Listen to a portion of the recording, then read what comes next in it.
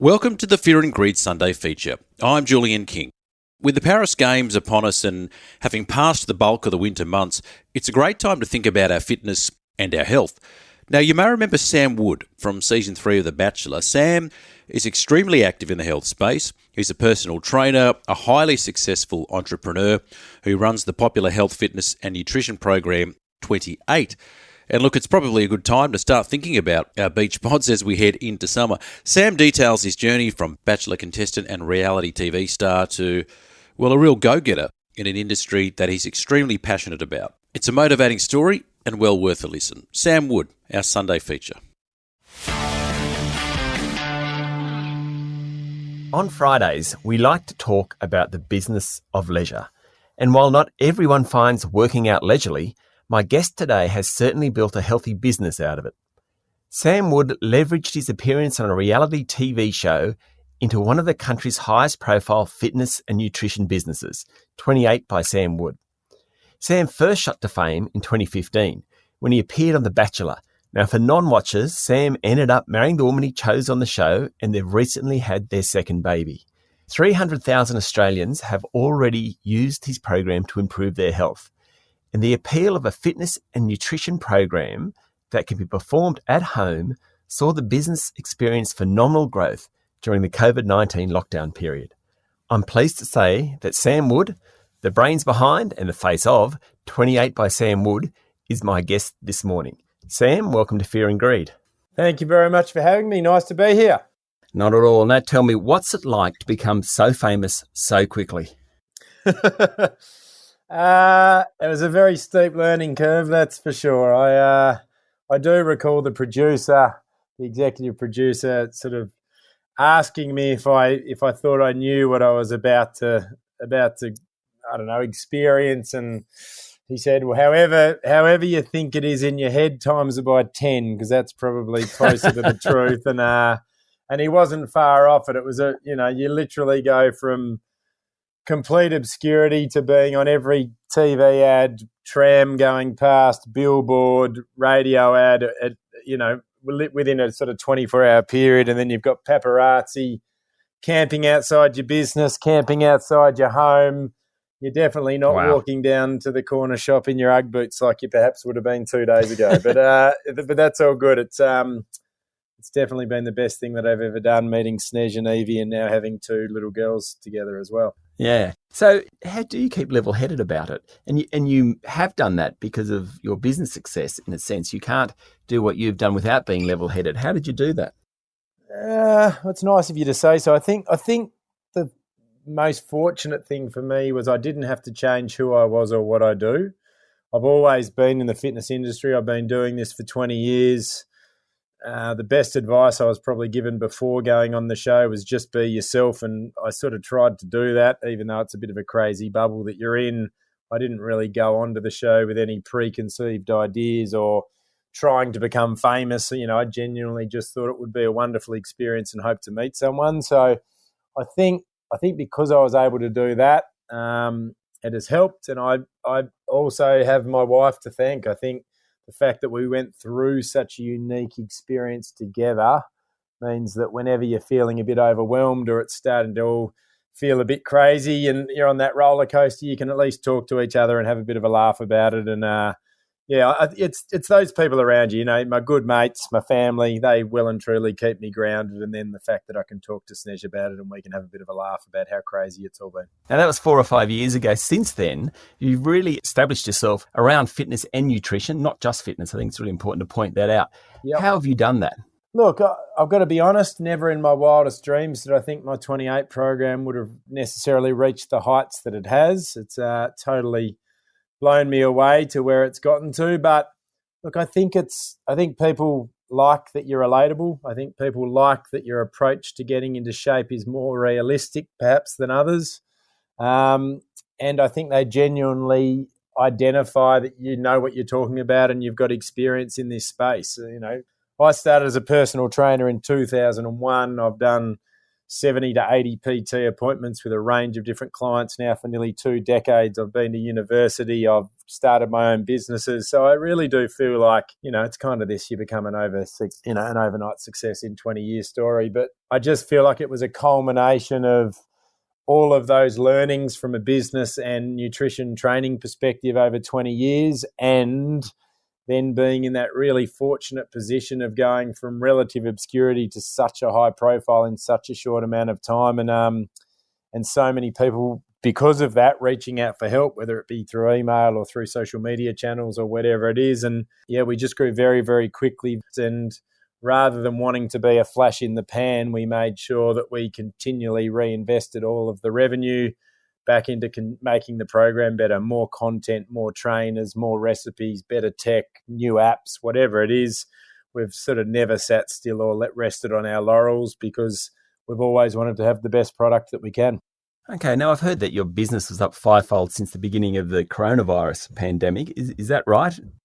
Yeah, because of a couple of big B2B partnerships, and obviously the fact that we have always been renowned for helping people get in shape at home, we were definitely one of the fortunate ones. I had a gym that shut down overnight, and that was a fair headache. So I've kind of had a bit on either side of the coin. But 28 has really been in a fortunate position to be able to help a lot more people during this time. And even though things are normalising a little bit, many of those new 28ers are staying with us and have loved the experience of getting in shape from a training and eating perspective at home. So it's been fantastic. You said a couple of B2B deals. Now, Bupa was one of them. I know that because I signed up 28 by Sam Wood via Bupa. How did you get that? Yeah, look, I think people see that from the outside and think it was one of those kind of click your finger, quick turnaround type of things. We'd been speaking to Bupa for a while about doing things together. Very sort of aligned philosophies on helping people live better lives.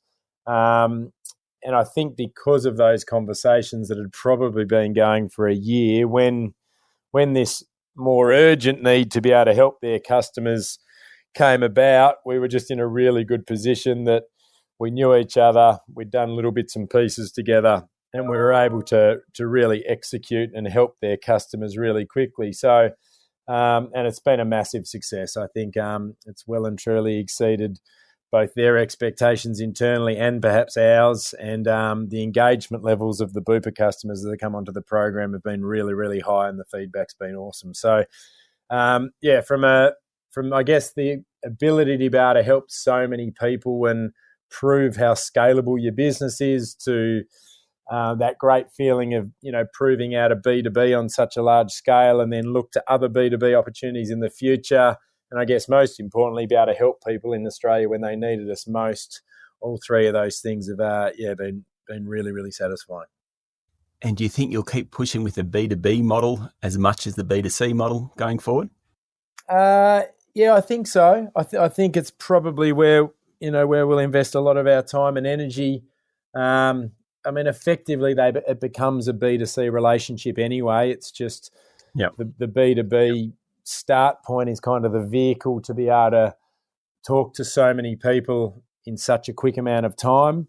It's really opened our eyes to creating different segment of the market, specialised programs from, seniors to, we've already got low impact versions and pregnancy versions and postnatal versions and vegetarian, but it just sort of shows you if you can, really enhance your service offering or your product offering in these specific groups, then you can give these people who really need you a great experience. So, it's diversified who our member is. We've learnt a lot. We've proven how scalable the business is. It was kind of went off without a hitch, irrespective of how many members are on the platform. And, it's been a great test case for a B2B experience that I definitely think will become a bit of a template moving forward. So when you think about your business, you've reinvested a lot of money into it. You've really found your market. What drives you to do it at the end of the day? Passion, money?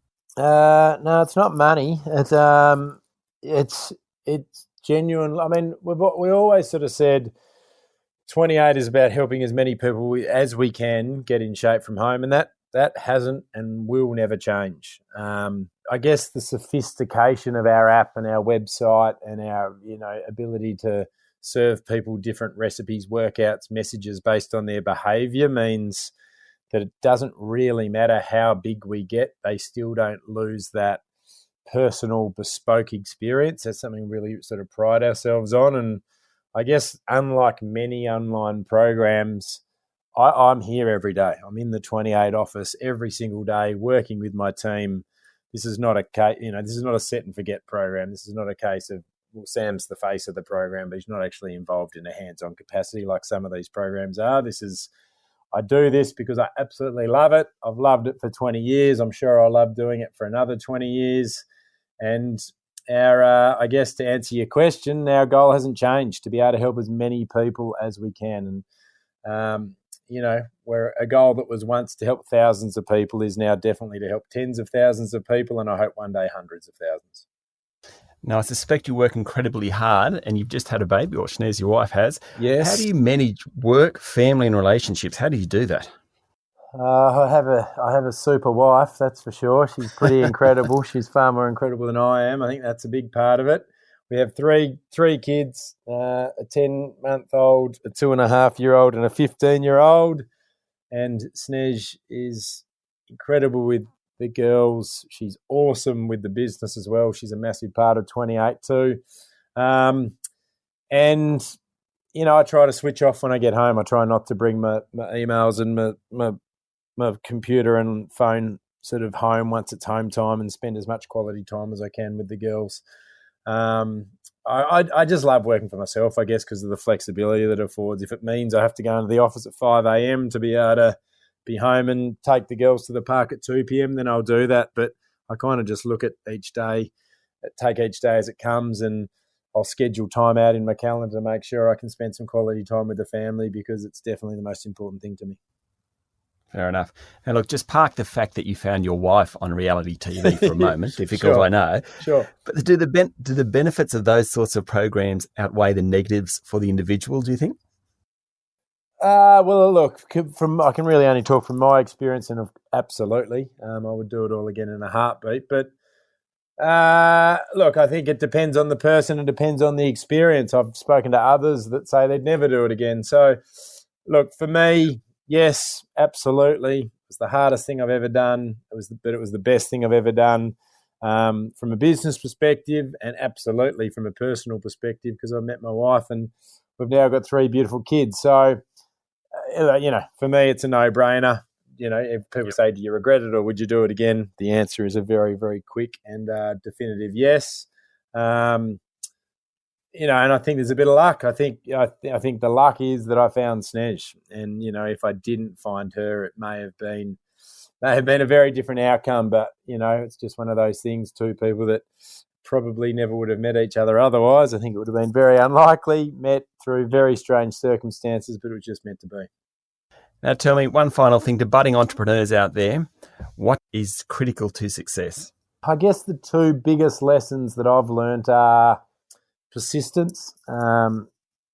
28 is by far my most successful business venture, but it's not my first, it's my third. And I think if I hadn't learnt the lessons I'd learnt owning gyms and running a kids fitness franchise business, then perhaps I wouldn't have had the same success as I had with 28.